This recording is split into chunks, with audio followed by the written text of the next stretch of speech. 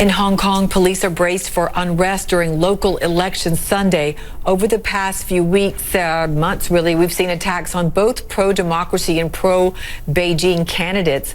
Riot police are being deployed to polling stations as a precaution. More than 4 million people are able to vote in the elections. For the first time, all of Hong Kong's district councils are being contested at once. The largest pro-Beijing party is fielding 179 candidates. An umbrella group of pro-democracy parties has endorsed some 397 candidates.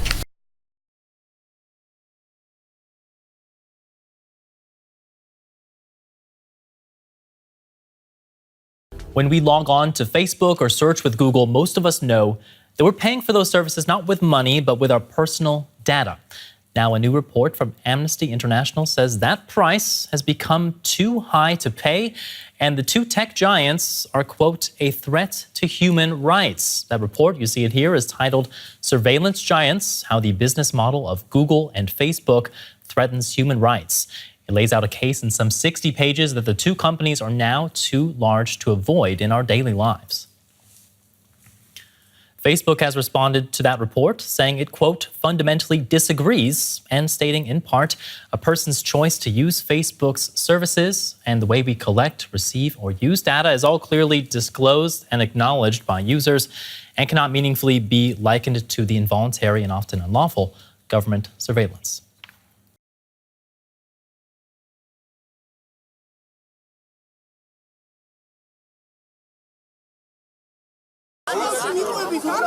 Another day of pop-up protests in Tbilisi, this one outside the Interior Ministry, to force the authorities into confrontation with the opposition.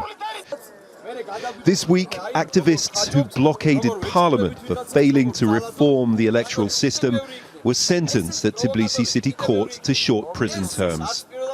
Irakli Nadiradze spoke to us before being jailed for 13 days. They haven't any evidence and they can't threaten us with violence. We'll continue to protest from prison or on the streets until we kick this pro-Russian regime out of the country.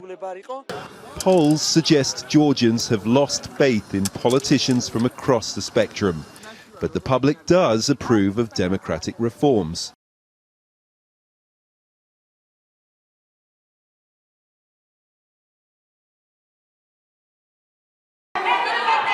The protests in Bolivia are not only confined to the streets, it also reached the House of Deputies. They agreed to pass a bill that paves the way for new elections, but it came after a heated debate that saw legislators pointing fingers and hurling insults at each other.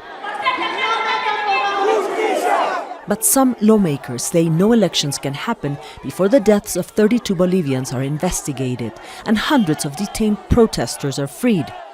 Deputy Henry Cabrera is with exiled President Evo Morales' party. He said they will go to elections without him. Our president, Evo Morales, is our natural leader for 50% of Bolivians, farmers, indigenous people, workers, youngsters. Now he needs to send a message to pacify the country.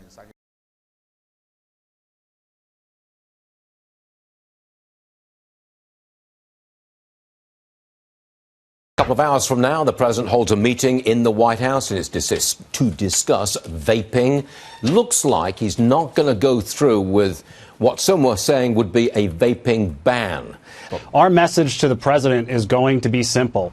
You have Michael Bloomberg out there funding a $160 million campaign to try to ban the sale of virtually every single vaping product on the market. If Michael Bloomberg and various health activists that he's funding are supporting a ban that's going to shut down over 10,000 small businesses, maybe it's something that needs to be rethought. We need sensible regulation, not just prohibition.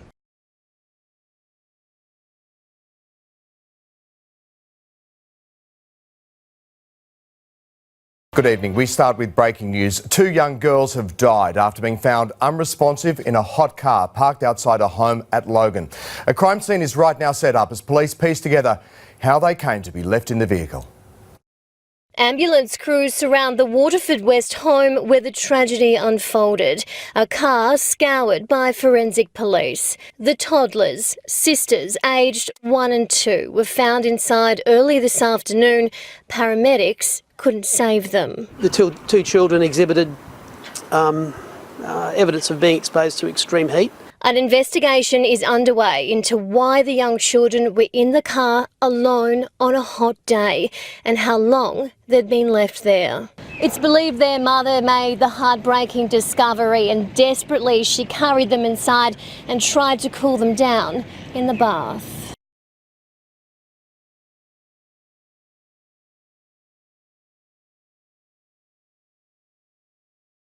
Publicly owned Ethiopian Airlines has been flying for over 70 years. The airline says despite expanding its fleet, it cannot satisfy the aviation demand in Africa.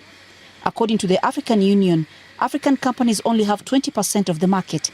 Ethiopian Airlines Chief Executive Officer says the firm is willing to help South African Airlines to keep African players in the skies. We want South African Airways also to support us in keeping African aviation by Africans for Africans.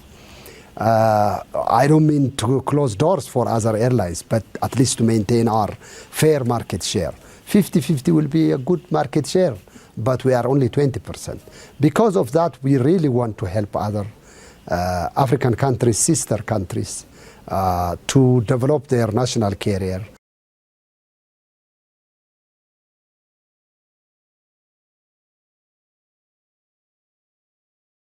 Conceded they couldn't prove the money came from China and didn't know how many secrets Lee actually revealed in return. But federal judge T.S. Ellis said it was likely at least some of the money came from the Chinese, so Lee must have given them something of value. And former U.S. intelligence officials agree. That's a devastating loss that takes years and perhaps decades to recover from. The sentence, 19 years in prison. Jerry Lee is now the third U.S. intelligence official convicted in just the past year of spying for China.